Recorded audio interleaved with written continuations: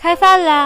啊，离我远点！你这个杀人凶手，就是你杀了七宝。对，七宝是我杀的。承认了就好，你为什么要杀掉他？我还以为你是个好人呢。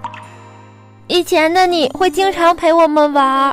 看看这是什么？哇，我最喜欢的鸡胸肉，快吃吧。以前的你还会时不时给我们制造小惊喜。好疼啊，我坚持不住了。别害怕，明天我带你去打一针就不疼了。但是从七宝生病以后你就变了。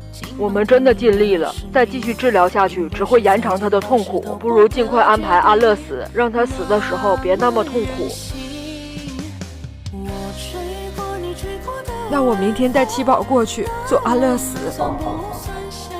主人，今天打完针就不会疼了吗？对，打完针就不疼了。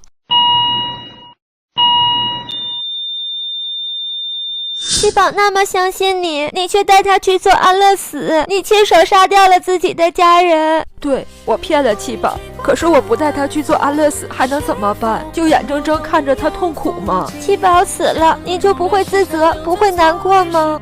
只要七宝不那么痛苦，我难过一点没关系的。